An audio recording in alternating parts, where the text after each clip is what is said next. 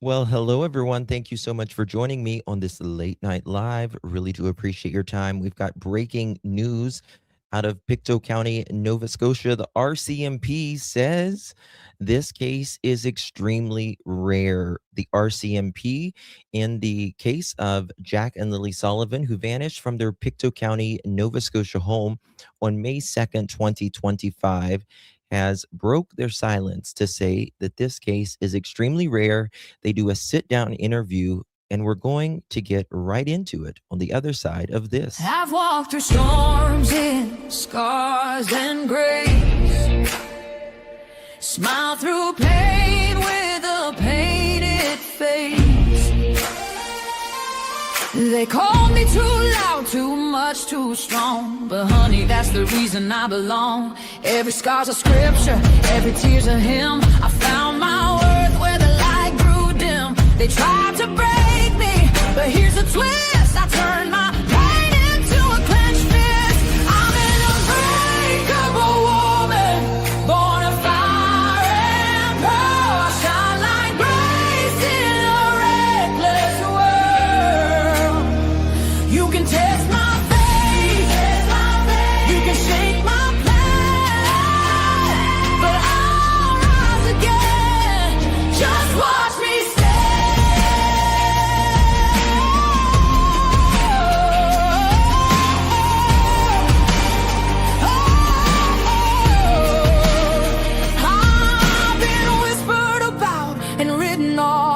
judged by the gloss, not the cause. But God don't build weak hearts from gold. He made me fierce and he made me bold. I bend, I pray, I roar, I rise with mascara, tears and battle cries. Don't need your crown, I forge my own. From ashes, honey, I build my throne. I'm an unbreakable soul, dressed in truth and pearls. The fire don't scare me, it lights my world.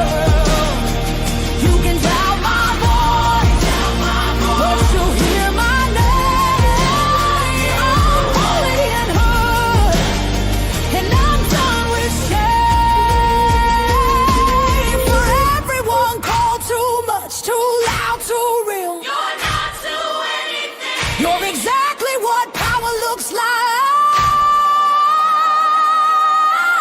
I'm an unbreakable soul, through the fight and flame. My scars are stories, my strength, my faith. Faith in my heart, fire in my curls, forever divine.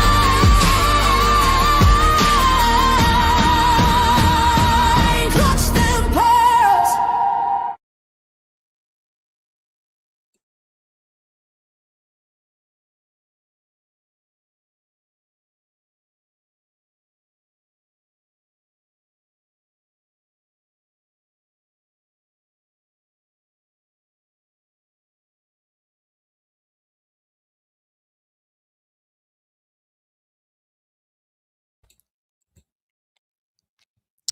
Well, happy Christmas Eve. Merry Christmas Eve. Hello, everyone. Thank you so much for joining me on this late or early, shall I say, night event. Really do appreciate you. There's some breaking news out of Pictou County, Nova Scotia.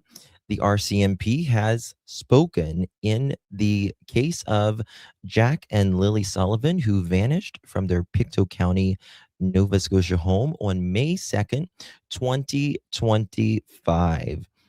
And we are going to be doing some reviews. I'm surprised a lot of you guys are up at this hour. Merry Christmas, everyone. Thank you all so much for joining me. Guys, before we get started, do me a big favor and hit that thumbs up button. Greatly appreciate it. And to my replay crew, how are you? You guys will probably see this today in the morning or in the afternoon. Yes, I went live late, early, if you will. Yeah, so good to see everyone. Thank you all so much for joining me. I was live earlier today with the breaking news in little Melody's case. Really, really tragic what we learned in that today. And then I had things to do today. Obviously, it was Christmas Eve. Now it's truly Christmas Eve. And we're going to get started with it, shall we? So good to see everyone. Really do appreciate you. Hello, Joyce, Brookie Cookie. Hello. No More Lies. Good to see you. ZY, Andrea, Rickson. Good to see you. Denise, Marley. Good to see you. Mallory. Good to see you. Lynn. Hello. Carrie, Beverly. Good to see you. Shelby, Tara. Nancy, hello. Christy, Golden, good to see you, my dear. Denise, Mallory Parker, Kim, everyone, thank you all so much. Shelby, good to see you guys. So we're going to get started on this. A few different news spoke about Jack and Lily. Not seen it yet. I want to give you my honest reaction. I always try to give you guys my honest reaction on things like this. So I'm going to give you my honest reaction on this. And it's Christmas Eve here on the East Coast of the United States. I didn't do my time and all of that, which I normally do in my normal lives. But today is Christmas Eve, December 24th, 2025, and it is currently 12:57 a.m. on the East Coast of the United States. Wherever you are, it's not Christmas Eve all in the United States. I'm trying to think of Australia. Where's Australia at right now? There. Is Australia ahead of us or behind us? I don't know. Anyway, 3-minute will Christmas Eve here too. Yes. Ohio is. Yay. Hey, Zelda. Christy. Good to see everyone. All right, guys, let's get it started. A few different videos here. And the first one is National Post. Credit goes to the National Post. The one I'm going to do first. This is I think the shortest one. And we'll give them the credit. Here we go. Let's get on into it, y'all. All right. Let me do it so we can not have a commercial. All right, here we go. Oh, is this just going to be... Okay. Scruffy McScrufferton. All right, let's go to the other one. We're going to go... that's just pretty much music. We're going to go to the global news now. Okay, global news, because that's the one we're going to do. Here we go. Morrow. I'm the criminal operations officer here in the province of Nova Scotia. Across Morrow's 33 years of experience as a police officer with the RCMP, he says one case has stood out to him: the disappearance of Lilly and Jack Sullivan, Nova Scotia siblings who went missing from their home in Pictou County back in May. From the outside looking in, this case seemed really rare to the public. Is it a rare one for officers as well? It's extremely rare. I've never seen it across my career. But while it's rare, what's the part that isn't rare is the complexity of the case, like why it's taking so long, because these investigations have to be done in a methodical approach. It started to generate a lot of... What did he say right there? Hold on. From the outside looking in, this case seemed really rare to the public. Is it a rare one for officers as well? It's extremely rare. I've never seen it across my career. But while it's rare, what's the part that isn't rare is the complexity of the case, like why it's taking so long, because these investigations have to be done in a methodical approach. It started to generate a lot of national media attention and even international. Did the RCMP find that difficult to manage? Basically, anybody that was involved with that investigation felt that elevated level of concern. The case captured worldwide attention, putting the small community of Lansdowne Station on the map and officers under the microscope. Why do you think so many people from even other countries were so captivated by the details of their disappearance? Anyone who has children, obviously, from a parental aspect, it deepens that level of concern internally. What happens if it was my child? I understand this is a complex case, and in my opinion, Daniel's a serial liar, and Malaya doesn't seem to give up flying, if you ask me. But this is not the only case in Nova Scotia, even recently, that children have went missing. Now, I will say the complexity and the strangeness of this is 2 children. Now, it's usually one child, right? It's usually one child. It is complex as far as, of course, 2 children, because 2 children that age simply don't run away like that. It just doesn't happen like that. 1, 2, no, they're going to find something. Child, for instance, just that initial reaction from a parental perspective would escalate that concern, obviously. Can you go over how many tips you've received thus far in the Jack and Lily investigation, as well as how many formal interviews have been conducted by RCMP? There's been 1,030 tips received. 1,030 tips received.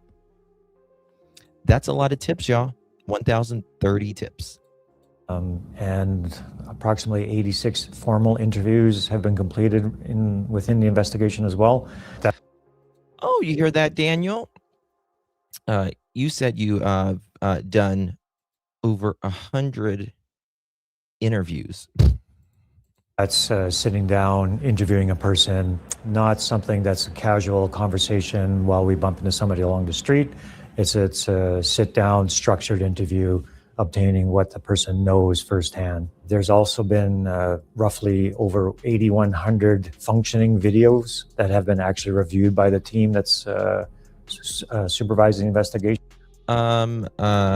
Denise says, I wonder if all tips are from within Nova Scotia. No, I mean, if you mean as people called outside of Nova Scotia, I've called RCMP 5 times. At least 5 times, because, and again, there's some things that I just choose not to talk about because I don't want certain individuals to know that I know things.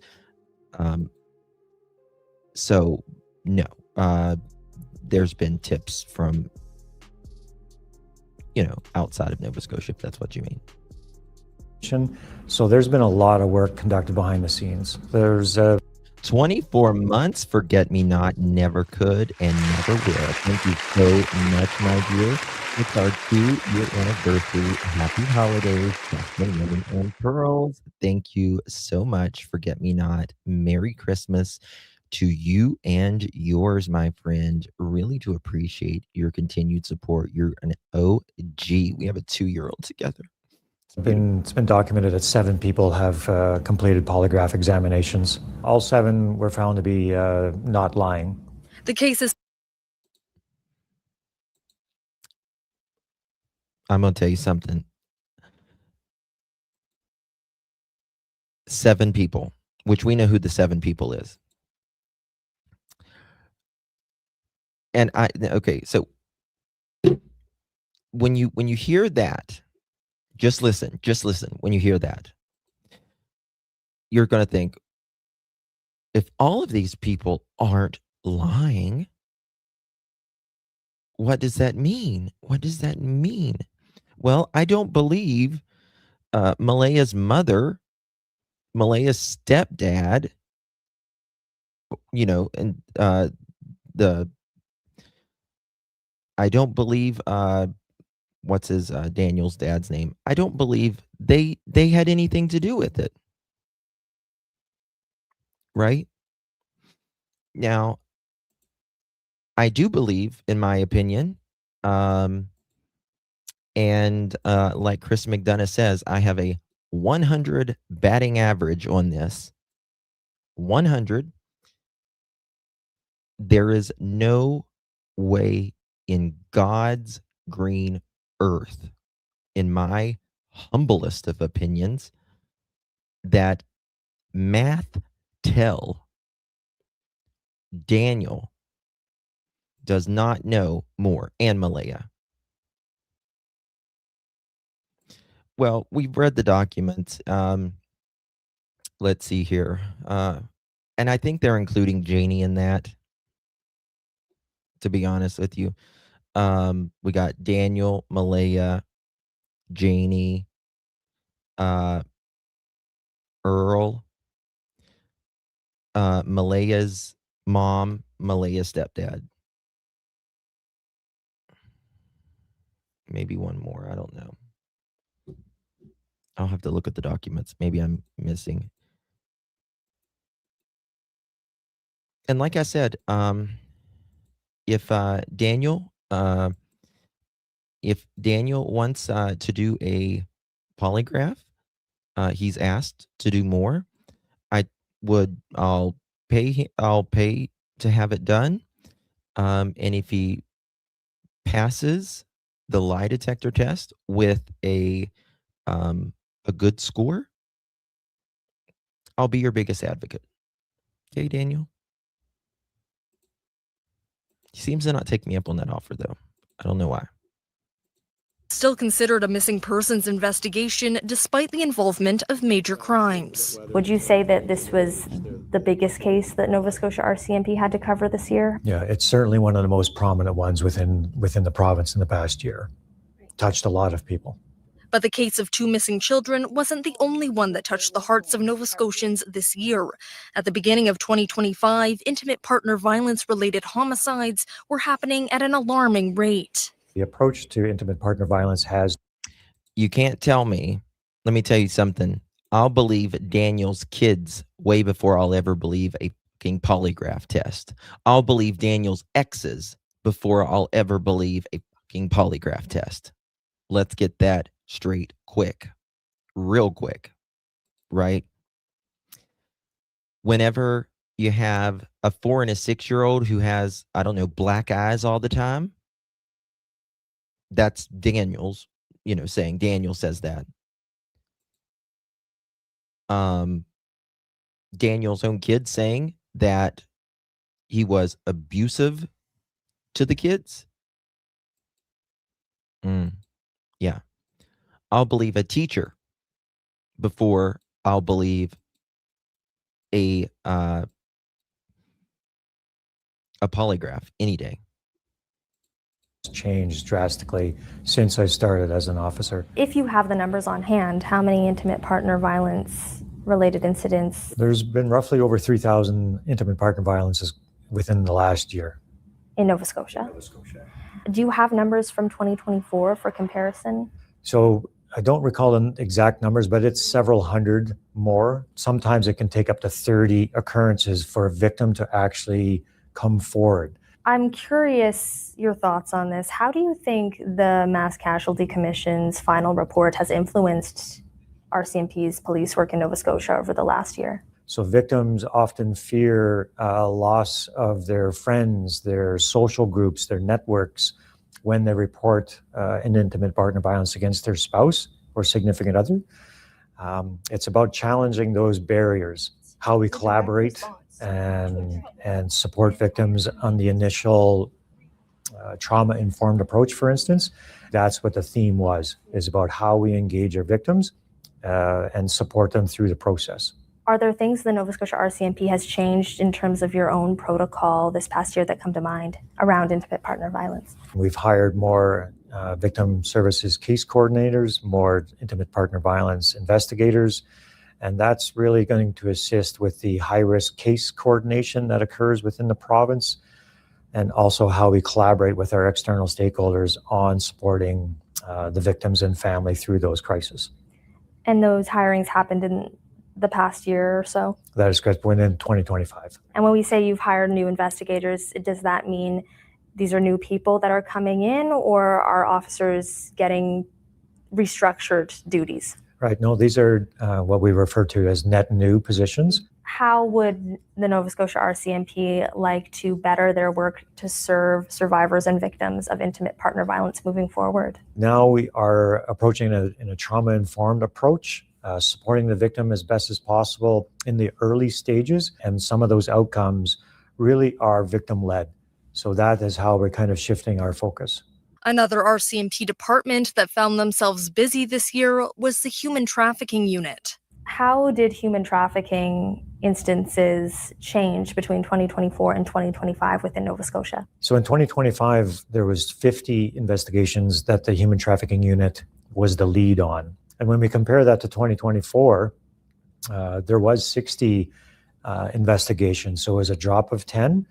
But this is my opinion. I believe Canada is soft on crime, on these people. I wish they would interrogate like people in the United States. Of course, we don't always get it in the United States either, but I believe they could get them to break, in my opinion. You want to talk about people who's passed polygraphs, right? Which I may do another live on this because people's going to. Well, here's one that passed 2 polygraphs right here. Let me show you. Yep, passed 2 polygraphs. This one right here. Gary Ridgway, he passed 2 polygraphs, right?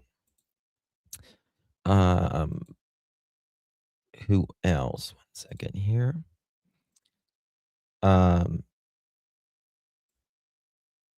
What's his name? Aldrich Ames. He was a spy, and he passed polygraphs. This one's one. Larry Eller. Larry Eller. This one's very, very potent. Hold on 1 second.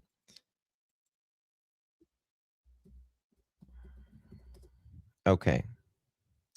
This guy right here, Mr. Larry Eller, he passed multiple polygraphs, and guess what? He later admitted to 21 unalivings. 21. Yes, that's exactly right. Psychopaths don't feel stress, right? And I think George Zimmerman, I think he passed you know who George Zimmerman is. Everyone knows who George Zimmerman is. So and polygraphs doesn't prove guilt or innocent. History, it shows multiple offenders passed them and later were convicted. And it doesn't measure, they measure stress, not truth. Yep.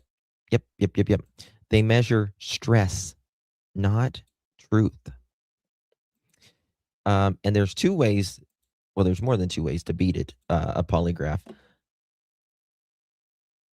If they don't get your baseline correct, number 1, and you just ramp yourself up the whole time, you stay anxious, right? The whole time. That's what most people do. So it skews the results. Or you can stay zen as fuck the whole time as well. But to be honest with you, the way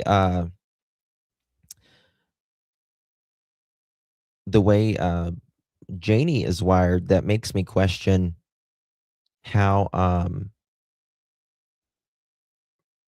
Daniel is wired as well. She said she had like this something, it was like her heartbeat was too fast or something like that. It's some weird stuff. I don't know. Let me see if they say anything about. Hold on one second. Nova Scotia has the highest rate of human trafficking in the country. That's interesting. Their detachment was the lead on. A recent Stats Canada report found Nova Scotia has the highest rate of human trafficking in the country, at 4.1 reported incidents per 100,000 people. What is the RCMP doing to try to mitigate that here in Nova Scotia? The Human Trafficking Unit created a new position called a Community Program Officer. And this is going to be key for us into how we engage with some of our communities. What we have found is that our Mi'kmaq and African Nova Scotian communities are disproportionately affected. So the Community Program Officer is going to look for ways to engage with those communities. Overall, crime increased slightly across the province in 2025, with harassment, voyeurism, distribution of indecent images, and child What? luring increasing. What? That's crazy. Oh my God. That's really crazy. Significantly since 2024. Instances of assault also rose across the board. Violent crime seems to be on an uptick from just looking at that year-to-year comparison. Why do you think that's the case, or is this due to a number of factors? So broadly speaking, yes, it has risen within the province of Nova Scotia. I want to assure Nova Scotians that this is a very safe province to live in. Crime itself is very complex. And so when we have to look at the provincial landscape, we often talk about housing or food insecurity, mental health challenges. There's so many social factors in the background for the root causes that we need other people's help or other agencies' assistance to tackle those root causes. A collaborative effort the RCMP plan to continue in 2026. Ella MacDonald, Global News, Dartmouth. So, according to the Okay. I was looking at these comments. This one says, I bet there's a USB with a Tor operating system that has all the answers on it. Long gone, dead. It'll be unsolved mystery for years. When you use a story of two missing kids for clickbait for IVP and fail to say what happens when a bad claim happens, RCMP failed these kids.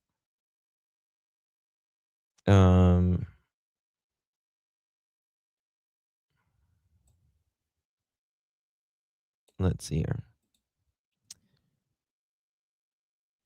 This interview was pathetic. Notice the 33 years of being RCMP officer. 33, oh God, that's conspiracy. I heard they were outside without face diapers on. So according to Nova Scotia top doctor Robert Strange, they died. Are these bots?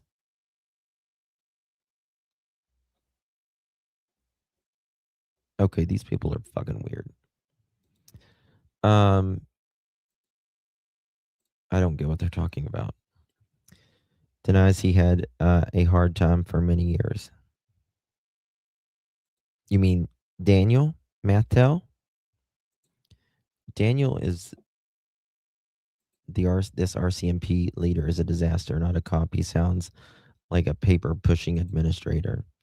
Did he say it's so safe to live there after saying it was the highest traffic in the country? Yeah. Yep. Very strange comments out there. I'm like, they're all like, half of them are conspiracies talking about the Rona and something else. It's like, what? It's weird. The man was creepy. His smiling eyes were wrong. His laugh was weird, forced.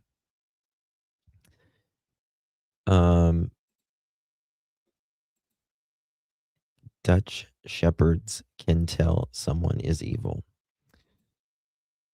It's Robert Strang like a popcorn for the tree. We never know who's living and walking among us. That's for sure, Paula. Yeah, Amy Beth, it's crazy. It's crazy. But yeah, they said they did 7 poly. See, if Janie could have done a polygraph, I just want to know who did, like, well, we got to know who did the polygraphs. I want to know what kind of system they used. I want to know their fucking scores. Did they because this is the thing about polygraphs, right? They'll ask you about 5 broad questions. Broad. Generally broad, but specific at times. You can ask them to rephrase it. You can think in your mind, well, that's not technically right. So, no, I don't feel bad about it. Right? But they're going to ask you 5 questions, 4, 5, 6 questions. 3 times, no more than 5 times, they're going to ask you the same 5 questions in the one test, the same 5 questions in the second test, the same 5 questions in the third test. You got to do at least 3, no more than 5.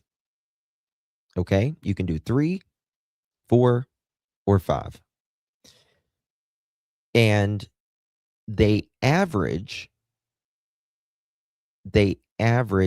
each question, right? So they'll, let's say you failed the first test, but you're on the higher number of the fail, right? And the second test you passed, right? But you're on the lower end of the pass, right? And then the third test, you are in the middle or the upper part of the third test, right? Then you essentially pass. I find, yeah, Cody. It was Cody, I think, who did a polygraph. I find it interesting that they actually said Cody was found to be truthful and that he passed the poly. Is it the only one that I said he specifically passed? Let's look at this, because the way that they did Daniels, the way that they wrote on Daniels, right? Very weird to me, in my opinion. Let me just see if I can, it's in one of my drives here.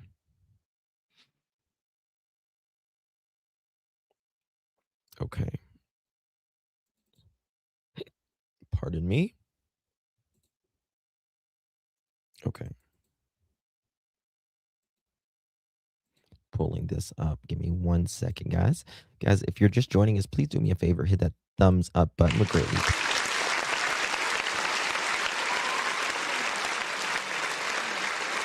We really appreciate your support, my dear. So they really didn't say a damn thing there. It really didn't say a damn thing. What's very interesting, I mean, let's be honest. In my opinion, the RCMP absolutely fucked up in the beginning. They did. They didn't get everyone out of there. They let people stay overnight like that. Let Daniel run around Tarnation, right? Daniel can't even keep his lies together.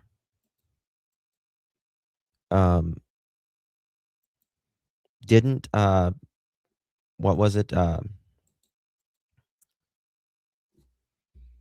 Tape the yard off or anything, right? Okay.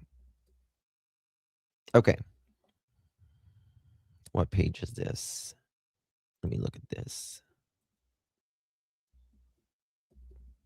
Polygraph.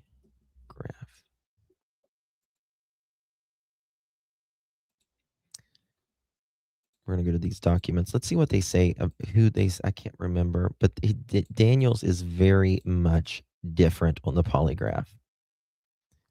It is on page 21, section 38. Okay. Okay, here we go. Wait. Page 21, section 38. All right.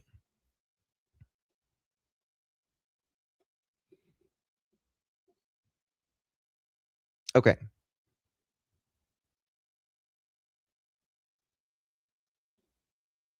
All right, so right here, very interesting. Let's look at this.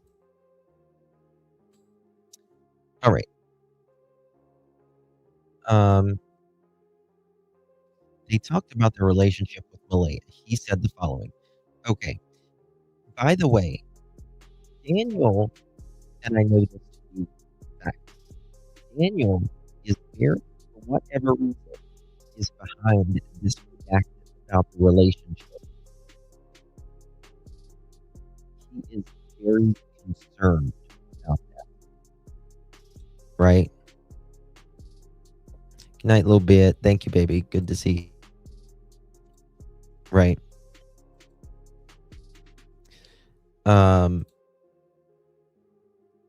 Daniel said he always takes the phone with him when he leaves the house, and his timeline will say he was home, even though he didn't take the phone with him whenever, I don't know, he was what? Whenever he was, looking for children. On May 12, 2025, Daniel underwent a polygraph examination at the Bible Hill RCMP detachment conducted by Sergeant Rose Bartholomew. By the way, from what I understand, allegedly, these polygraphs were done later, allegedly, than the RCMP actually wanted them. They wanted Daniel and them to take them earlier, but from what I understand, Daniel kept delaying it for whatever reason. I don't know. All right. The following is a summary of the polygraph examination report.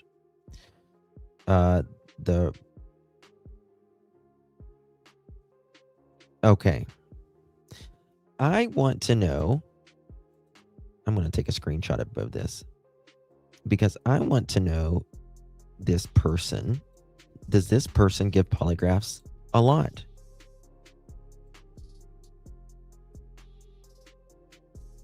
Does she give?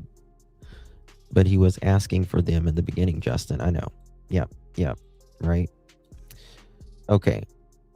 Polygraphs said the analysis of the polygraph tracing, this is for Daniel, associated to Daniel's polygraph examination procedure indicated he was truthful when he answered no to the following questions. 1, 2, 3, 4. They asked him 4 questions. 4 questions. That's it. 4 questions. So they asked him 4 questions 3 different times. He took 3 tests. 4 questions, 3 tests. Right. Wow. He answered no to those questions. On May 12th, Malaya. Hold on. Okay, now just remember this because, okay, and that's all it says for Daniel. Now listen to what it says with Malaya, okay? On May 12th, 2025, Malaya underwent a polygraph examination at the Bible Hill RCMP detachment conducted by Sergeant D.A.W.E. DeWay. The following is a summary of the polygraph examination report. So 2 different polygraphers.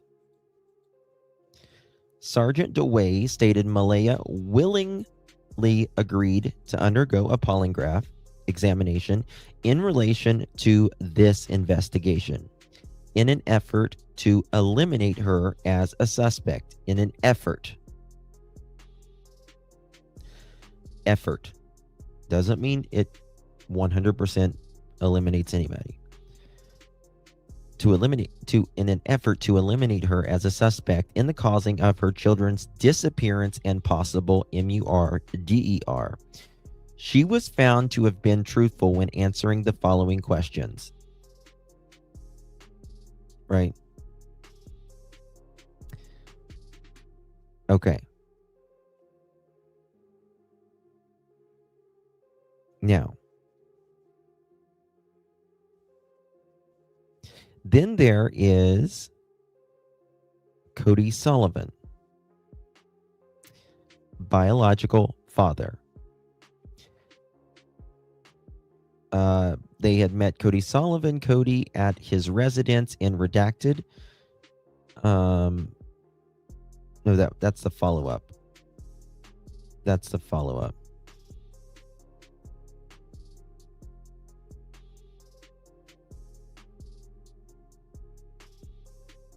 Okay.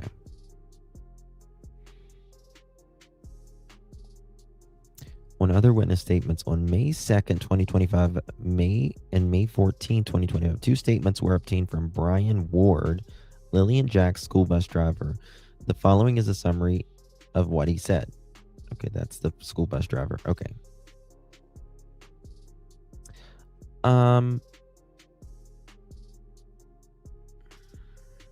I got a question.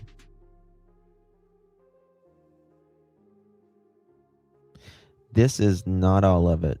Okay, where's the other polygraphs?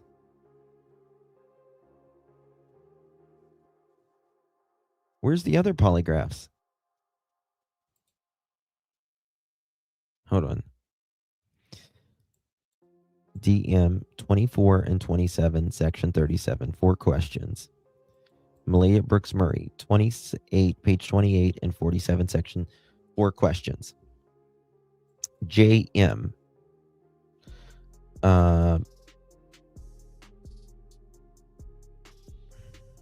Page 28.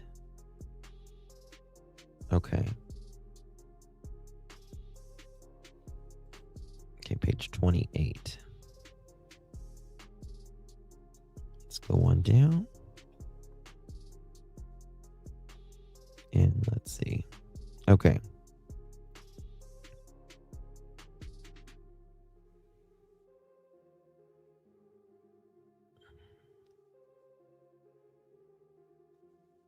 Am I missing something here?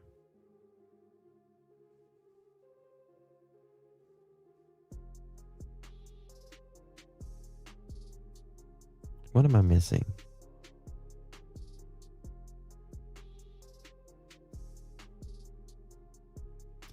What? Hold on. All right. Janie McKenzie, not suitable. Page 28, 47. Give me 1 second.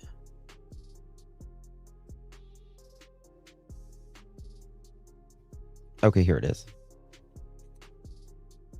All right, that's Janie. Okay, and then CS, Cody Sullivan. All right, here's Cody's.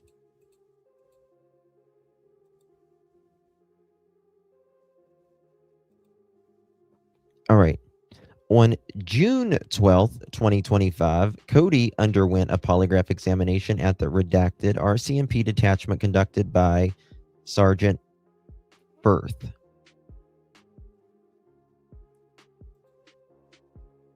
Okay, I'm not comfortable. Every one of these they all have different polygraphers. I don't like that, first of all.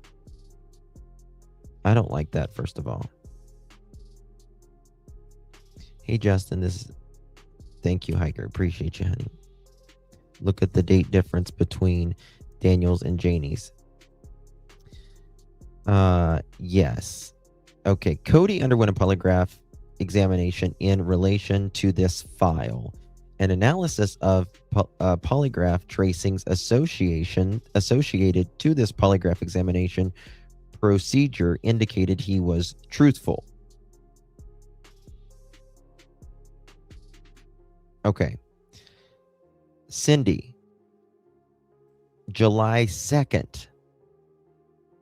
Cindy underwent a polygraph examination at the Bible Hill RCMP with Rose Bartholomew. The following is the summary of the polygraph examination. The polygraph examination procedure took place, and an analysis of the polygraph tracing associated to Cindy indicated she was truthful. Okay. So that's 1, 2. We got Cody, 3, 4, 5. Daniel, Malaya. Who else? Let's go back here. 1 second here. Something is wrong here. Okay, CM. Who's CM? CM. I just can't think right now. It's too late.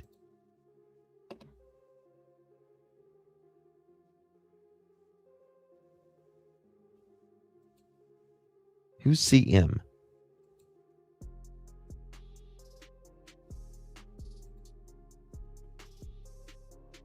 Oh, yeah, it's Wade and Cindy. I don't know what the fuck I was thinking.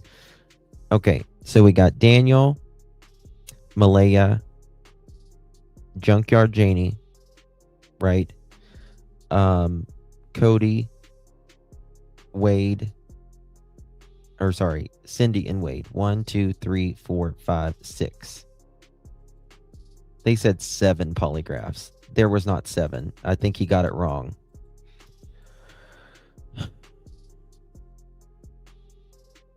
Cody hadn't been relevant in their lives for 2 years, so I don't think 6 weeks is too bad. They had no. I just think they wanted to. I don't think there was 7 people, and I'm going to call them and say you got your whoever said there was 7 polygraphs, and the documents says 6 polygraphs. What's that, ZYG?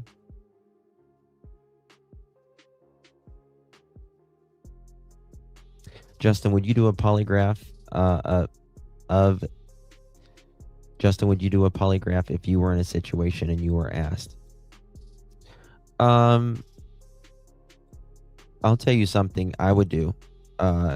Listen, this is just the truth. I'm just telling you the fucking truth. If you are ever questioned by the police, if you are innocent, if you're guilty,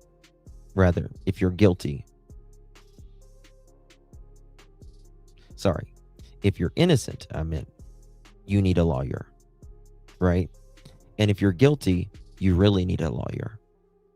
You always have an attorney. And that's just the fucking truth. That's exactly right, Brandy. Motherfucker.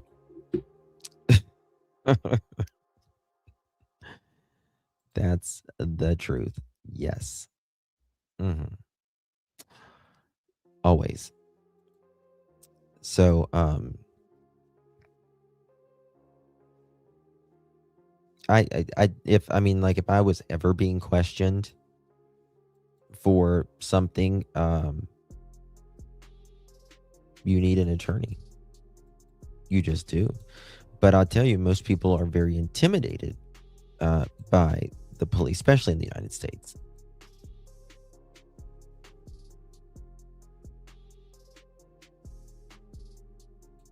If you're innocent, absolutely. Innocent people fail all the time, right?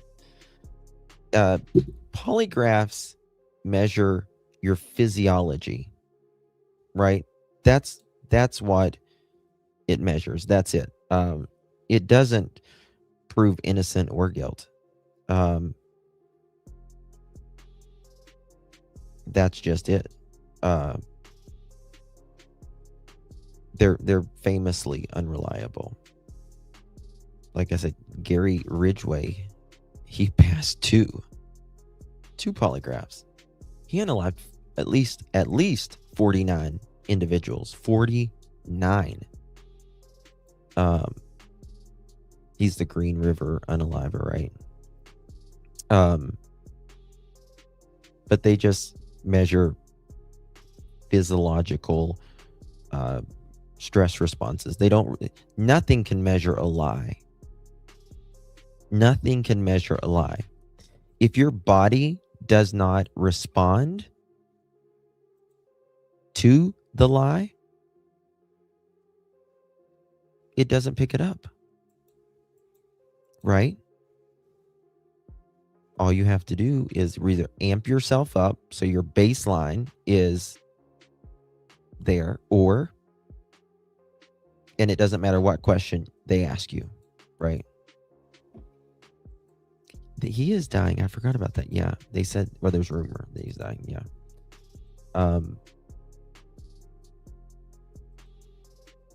But it's very interesting. It's crazy. What is that? Hold on. Okay. I've done whole live streams on this, but the 4 most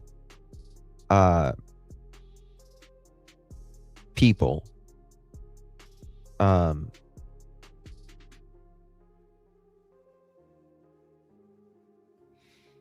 who pass polygraphs. The 4 most likely to pass polygraphs. Number 1, what do you think it is? I know what y'all were going to say. It's number 2. Number 1, practiced liars. Practiced liars are number one.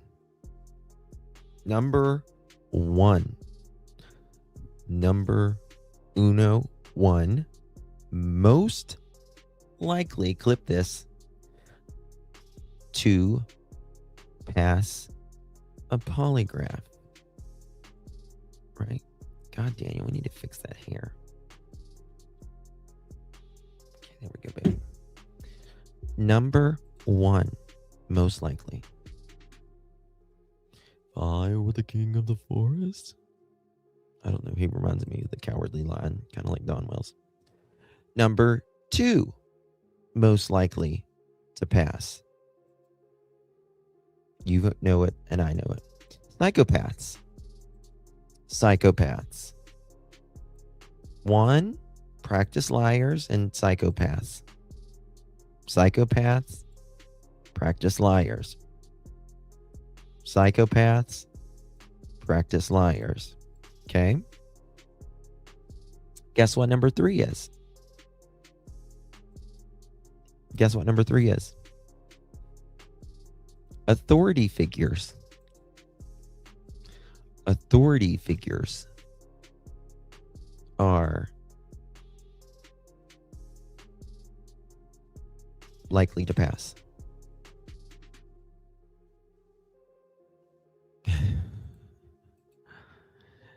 This was Janie. I took a picture of her while she was looking at me at the pharmacy, me checking out the other day. Such a bitch, I'm telling you. And guess what number 4 is? Guess what number 4 is? This is an actual picture of Janie coming out of her trailer when she takes the dog out for a walk. Number 4, most likely to pass a polygraph. People calm under pressure. People calm under pressure.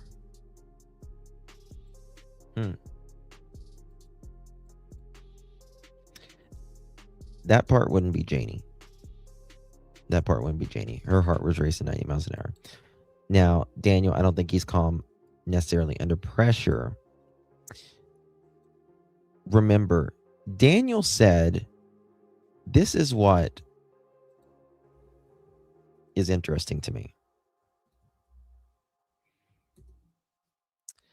With what Daniel said. And again,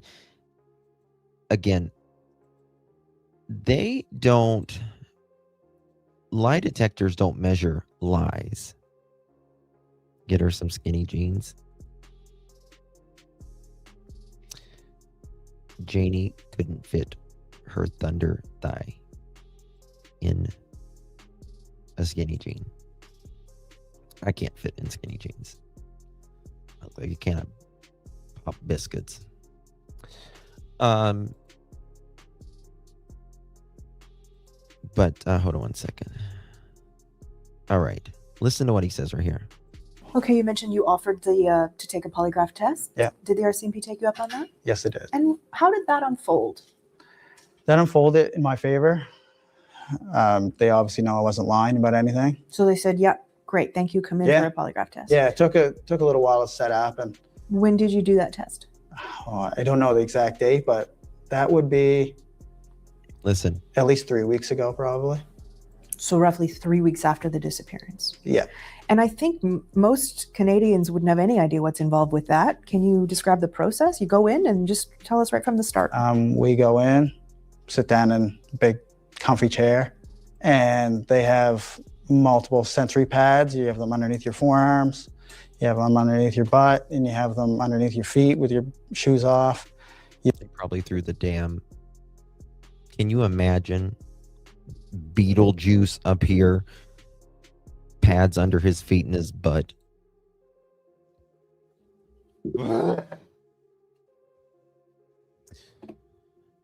Okay. Snorting the laughter at the photo of Janie coming out of the Breaking Bad trailer. Oh my God. You have a sweat gland on one finger. You have a measuring instrument for blood flow that goes in and out of your hand. And you have a cuff on your arm for blood pressure to measure your pulse. Were you nervous? Yeah, I was extremely Listen. nervous. Were you nervous? I was extremely nervous.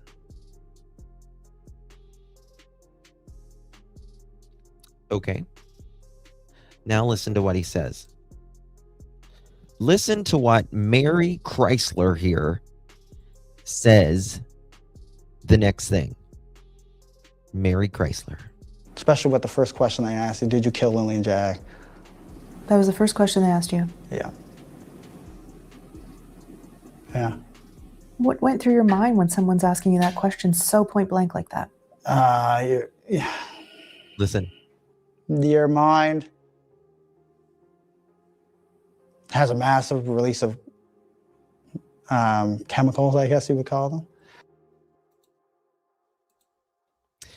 That should not happen. That should not happen. It shouldn't happen. Listen.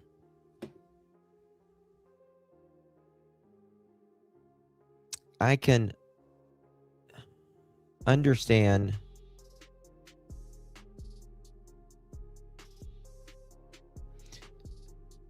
would you be nervous if they're just asking you a question? Did you unalive the kids? And you knew you didn't unalive anyone. I'm not going to be nervous about that. I'm not going to be nervous. I know I didn't. Why would I be nervous? Daniel says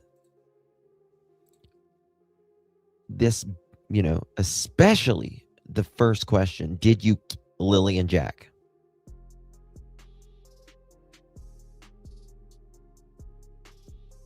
This massive explosion goes off, right?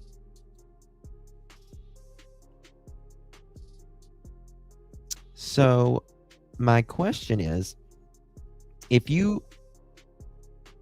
polygraph tracks physical stress responses. It does not track truth or lies. It only tracks how you physically things are in your body, your physiology, to that question. He says, this explosion goes off in my mind. I was extremely nervous. Your heart rate goes up, right? Blood pressure, breathing, skin, sweat.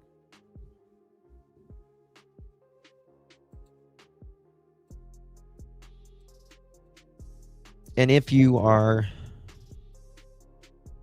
even if you're telling the truth, this is why it's so skewed. Even if you're telling the truth and that scares the shit out of you, right? Those reactors goes off in your body and it's going to show it's a lie.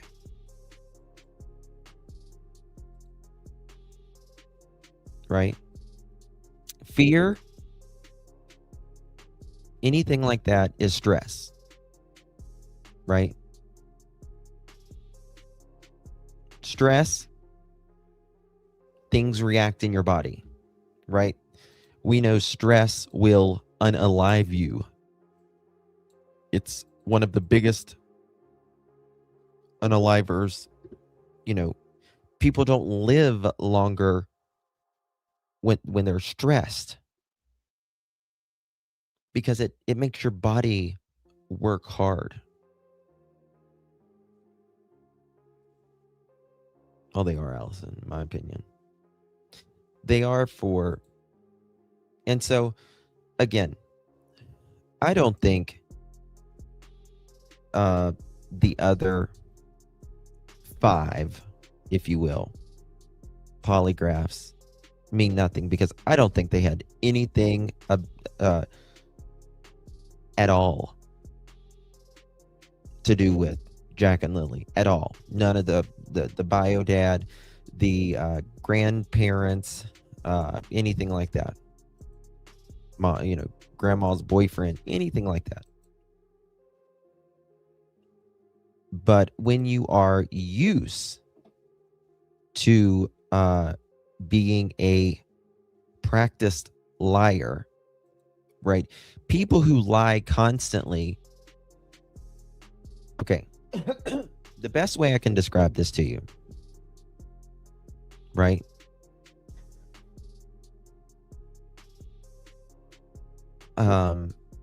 If you take a drug or a medicine, right, and you take it the first time, you might get that euphoria, right? But after you keep doing it and doing it and doing it, you don't feel it anymore, right? So you need more of that, right? And then nothing, right, works. Or it's like a food that you may not like, or you love, but we'll just say you don't like it in this case. It's like a food and it's an acquired taste, right? And then, but the first time you take it, you're like, no, I'm not sure I really like it. I'm not sure I really like it. But then you eat it again. And you're like, I don't know why I didn't like this. I like it now. I guess it's an acquired taste. And then you eat it again, eat it again, eat it again.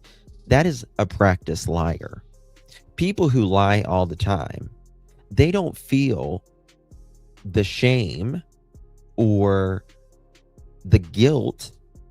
They don't show the same physiology that someone who doesn't lie a lot, right? Everyone lies at some, little white lies or whatever, right? But we're talking about liars, people who are in active addiction, right? First of all, that's part of it, is the secrets, right? And you have to lie and all of this. And Daniel, we have proven so many times the things and the lies that he has said over and over again.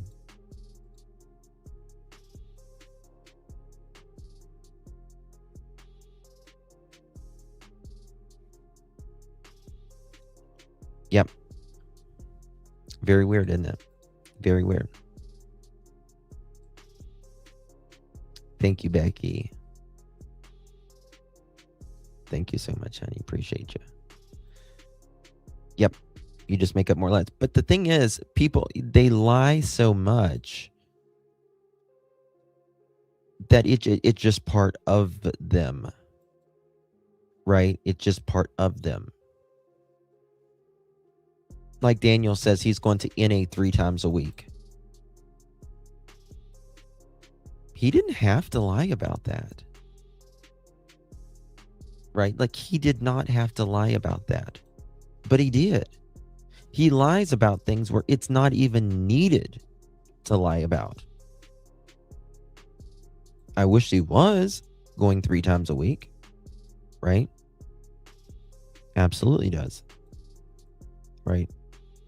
Anything that you can become,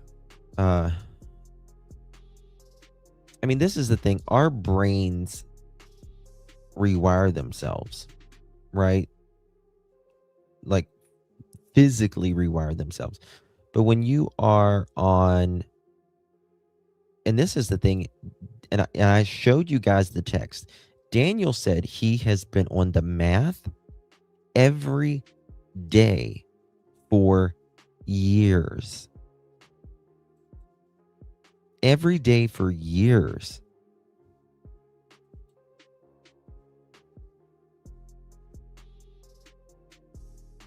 Look at him.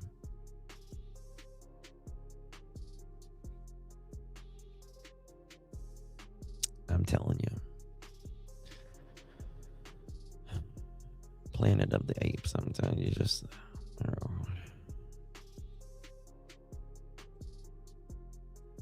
He looks it. Yes, I said I'm chat. He has progressed. Yep. Yep. Is part of the borderline person. Yep. Yep. I would love for Daniel to get an evaluation on, Yep.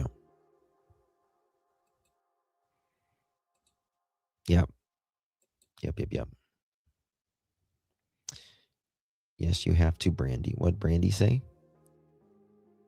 Brandy, that would stress me out. I have to tell my brother if he's going to use me as an excuse to get a break from his girlfriend to tell me, because I don't want to get caught in the truth. I work with, some people just don't lie. And this is the thing Daniel does. Daniel, when he is, speaking to these people, he really tries to make it seem like, oh buddy, oh pal. You know what I mean? He wants everyone wants people to like them. Everyone wants to be accepted. Everyone wants to be loved. Everyone. Okay. But what you do to get that acceptance or love from someone is different by all of us, right? Some of us are like, yeah, I want you to like me, but if you don't, I'm okay with it, right? And others, they'll do anything for you to, like them or approve of them, right? And so Daniel will say like, Daniel, you know what? He tries to really come down with it. I made a mistake to thinking that everyone was my friend, and then I say things that I shouldn't. You probably get comfortable too fast with people, and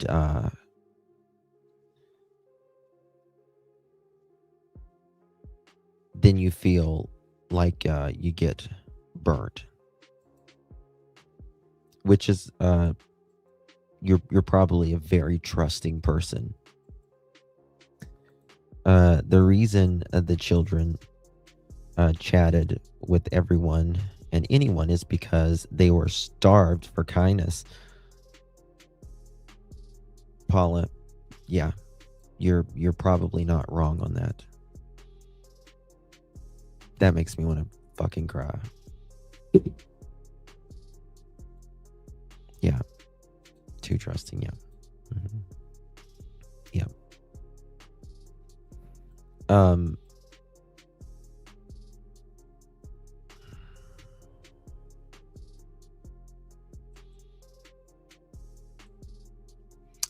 I don't know. I think I tried to think of the word for 5 minutes. I was so tired here on Christmas Eve. I know. You're late, crazy bug. They were starved for love. But here's the thing. Most people, again, I'm not a doctor, but most people who has autism, and again, it's it's a spectrum and everyone can be different. But most children on the spectrum, especially young children, they don't talk to everybody, right? They're generally more standoffish. But the way they make it sound is that Jack and Lily were just this they were social butterflies, right? The birthday party scream. I have wondered that they yelled in front of the company what happened when no one was. Oh God, I can't imagine. Summer's Army, Merry Christmas, my dear. 14 months. That is amazing. Thank you so much. Merry Christmas to you and yours, and Happy New Year, Summer's Army. Appreciate your continued support, my dear. Hopefully you are feeling good. You doing okay, dear? Appreciate you. Joe says he's always smiling and smirking. If that was me, I wouldn't be able to put a smile on my face until those children were found. They would have to interview me from the floor, Joe. Right. And you're totally right. Because look at Daniel when he's on DTs.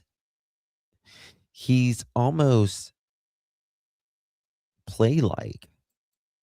Not a big deal, right? Just my stepkid's missing. No big deal.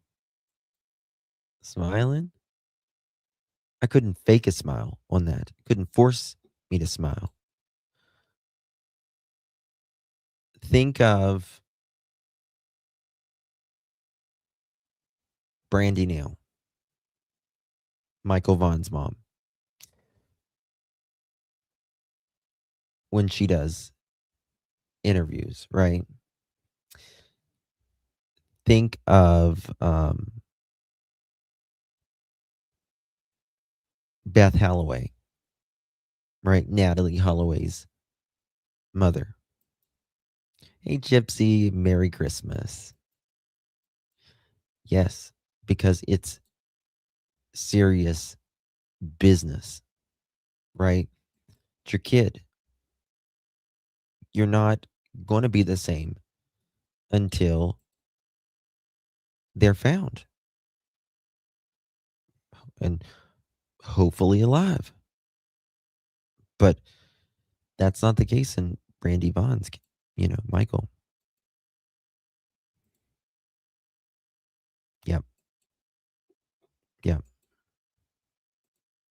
I don't blame him. Horse gone wild. In a very, very minute amount, it would be very useful to relax the person and make them feel, so to say, giddy or high, and so relaxing to tell the truth. Yeah. Yeah. I would think Edgar was like 100% innocent and Don Wells 100% innocent before I would think this one right here didn't know something about Jack and Lily.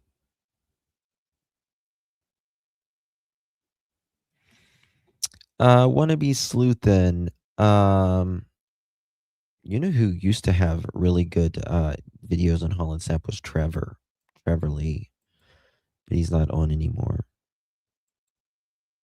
So I'm familiar with Holland Snap. I think there's some movement. I've seen her in the news, but I didn't follow that. Think about sweet Gabriel Fernandez and the abuse he went through and how much worse it got after CPS is involved. Something evil is going on in that trailer. Daniel's children. I don't know if you've seen it here, Cassie, but I've showed it in previous lives. Daniel's own text said that his children told CPS, DHS that he was abusive to Jack and Lily. No, Crazy Buck. No, I thought it was something useful, but it was really nothing. It was really nothing. It was some RCMP officer saying it's a extremely rare case and people's past polygraphs, and we don't know what the hell happened, pretty much. They know what happened. Right. I think that the reason they're saying it's extremely rare is because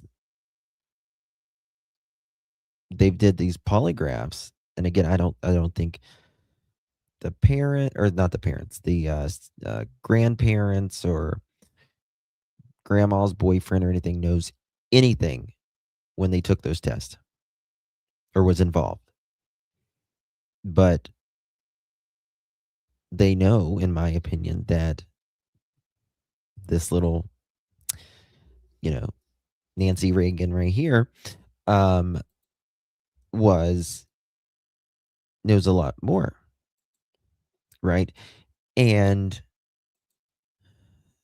Malaya knows a lot more too. And they're like, well, I think it's rare for both of them to be psychopaths and pass a polygraph. So, whatever. Daniel twists everything he says. Yes. I agree, Justin. Kids are, a lot protect their parents than lie. And yes, yep, exactly.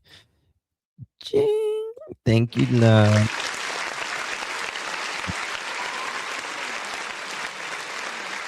That they did too. That they did too. Yep. Locked them in a room. And Daniel was allegedly abusive to Jack and Lily. And then Malaya, she first said, no, Daniel wasn't abusive to Jack and Lily. And then by the end of the conversation, she said, Daniel picked on Jack and all of that, right? Malaya knows everything because no mother just vanished. No. Yep. That's exactly right. That's exactly right. Thank you, Summer's Army. Thank you, baby. Appreciate you very much. Good to see you, my dear. Thank you so much, Summer's Army. Appreciate you, baby. Thank you so much. Merry Christmas to you and yours, my love. Dark, I tend to believe you there. You can't leave if you don't know. That's right. That's right.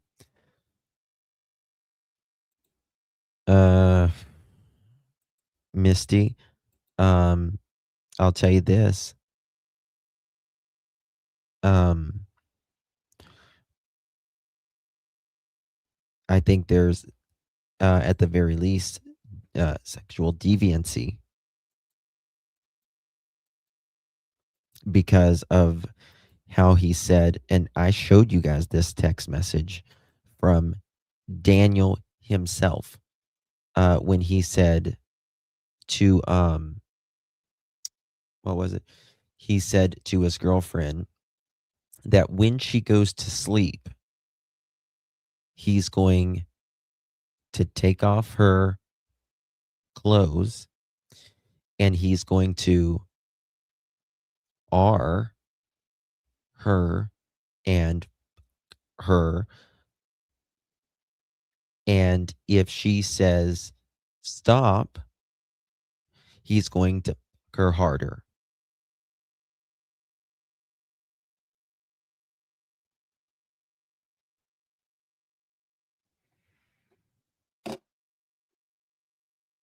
You're a deviant. You're a deviant.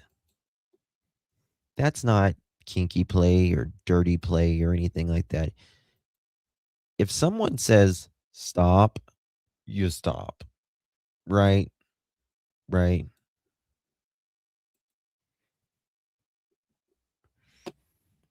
I mean, even kinky people have a safe word. Right? Thank you so much, my dear. Appreciate you. Merry Christmas. Jane, thank you so much. Feliz Navidad. Feliz Navidad. Thank you so much, Jane. Appreciate you. My dear. Good to see you. Very, very much, my dear. Thank you, love. He went on in Nova Scotia between 12:30 a.m. and 5:30 a.m. What went on? Oh, sorry. What went on? Well, I don't think we know what happened in the house. Well, we do know what happened, some things in the house. We know that Malaya says privately that she woke up, this is her story, that she woke up around midnight, which is very interesting because Daniel says he's flipping the lights on a little bit after midnight. But Malaya says she wakes up and Daniel is in the bathroom cracking it out, right? So when mama smokes, baby chokes. Okay. So Mr. Mattel is in there and smoking the mathematics. And she told this to someone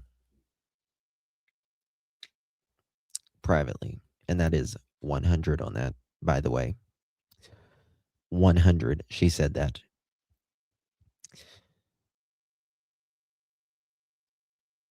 And I think something there, and also there was a fight that evening.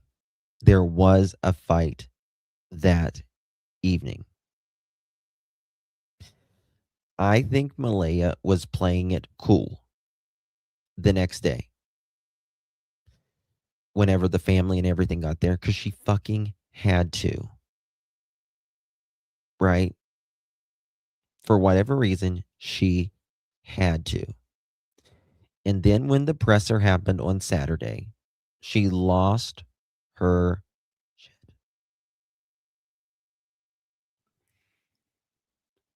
Because they had just learned about Daniel again in the bathroom.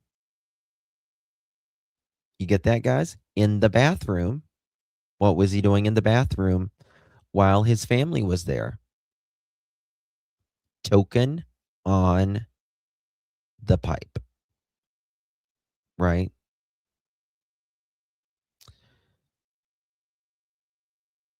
And I think she flipped out. I think it all came crashing down on her. She was in the back of that ambulance, and whatever she told Cindy, Cindy was like, we're getting the fuck out of here.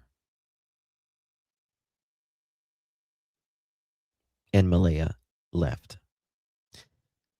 Immediately changed their profiles and all that. There was a fight Thursday night.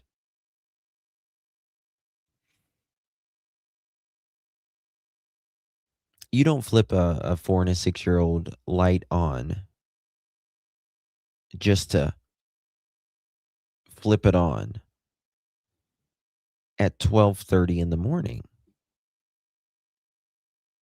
12:30 in the morning. But then Daniel tells us what he did. He just tells us the wrong time. Right? Again, I call it the anchor. Some of his story is true. He told us the direction that he went. He just didn't tell us the right time. The neighbor told us the way he went and the time, because he has no reason to lie. And he wouldn't know that Daniel went there at that time because Daniel didn't say.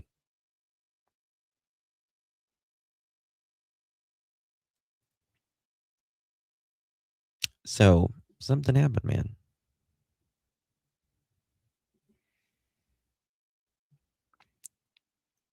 Maybe fight was to do Malaya getting her car, meaning he was losing control. He was losing control. What's up?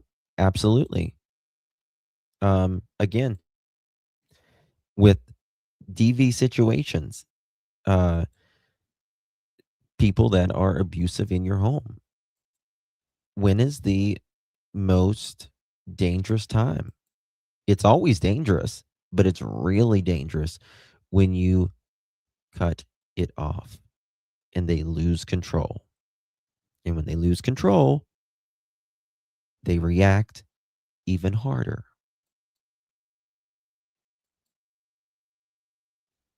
Yes. Yep. Yep. Yep. Oh, I was just asking because I wanted to know what other people's opinions. Oh, bless you, baby. Merry Christmas. I wanted to know what other people's opinions were. I was being facetious and giving food for thought. I played cool till I left to get out, and yeah, a lot of people do, Misty. Brandy says she had marks on her left side, and yes, she did. Yes, she did. And I think there's more to that door. I think there is more to that front door, in my opinion. Questions was M meant to have started seeing someone that was the cause of an argument? Was M meant to have started seeing someone? I I don't know. I really don't know, Allison. I think Daniel was they kept I know Daniel kept a really close eye on her phones, but also, and you can ask Sonny this, Daniel allegedly had 2 Uno Dos burner phones. Right? Merry Christmas. Thank you so much, Claire and Craig from England. Blessings to you guys in 2026, my friend. They were beaten and neglected children's services. Yeah. Finish mine, girl. I still gotta rap.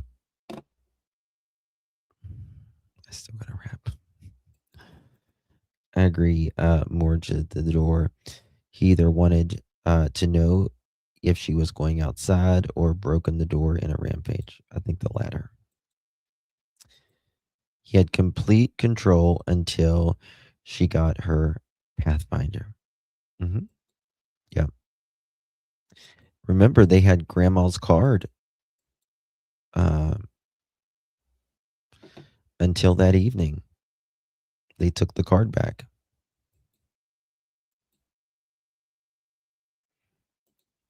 Yes. I would hope so. Cool. J17. What do you know about the friends he ran with and how loyal? Why not walk it?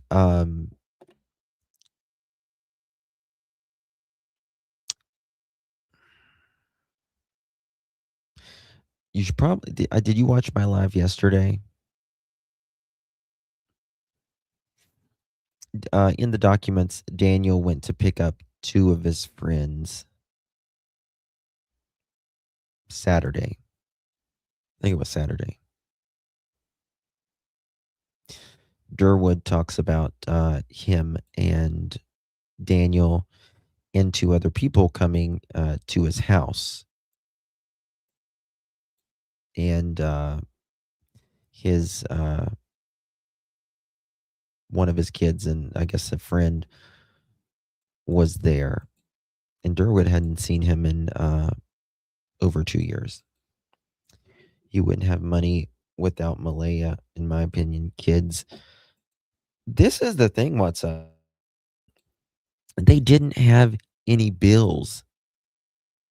Right? There were no bills. He had electric. I mean, they didn't have water. They didn't have car payment. There were no bills.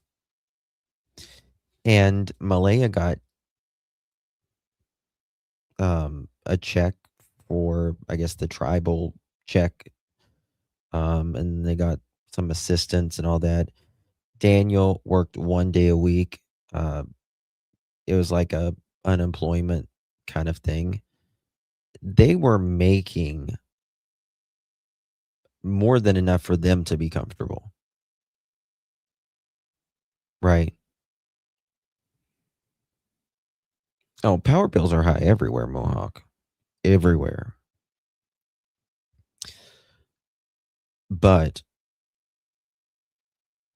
most of us have rent or a mortgage on top of that power bill and water bill and sewer bill, right? And property taxes and all this, you know.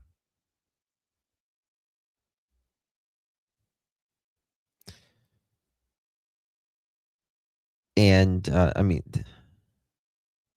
they were burning all of that up and then just using the grandmother. Something fierce. Yes, car insurance, house insurance, health insurance.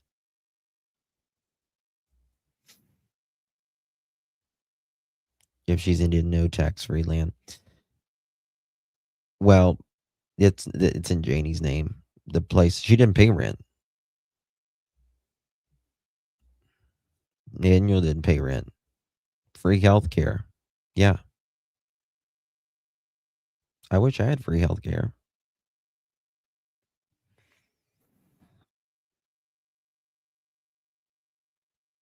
Yeah, it's crazy. It's crazy. I don't know. Yeah.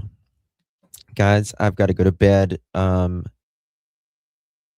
Appreciate you all. I can't believe I've been on an hour and a half. I didn't think I was just gonna play this and all that. Thank you, Miss Gypsy.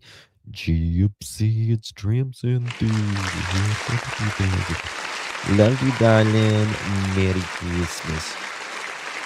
You beautiful Gypsy. All the blessings to you and your beautiful family, my friend, in this holiday season. May 2026 be amazing to you all, my dear. Guys, I will see you tomorrow at some point. I don't know if it'll be earlier or later tomorrow. I don't know, but it'll be sometimes tomorrow when I can get here. Love you guys. Appreciate you. If I don't see you tomorrow, blessings to you all. Merry Christmas. God bless each and every one of you. Pray that it is amazing for each of you and your families. And I hope all of you, whether you love me or loathe me, I pray that 2026 is the best to you and your family, health, prosperity, all the above, each of you. I will be live tomorrow, and I do come live on Christmas in the evening time, and we'll do something. We'll have fun. So if you happen to be alone on Christmas, you're not alone. We're going to be with you at some point. Okay, guys. Love each and every one of you. Justice for Jack and Lily Sullivan. Good night. God bless.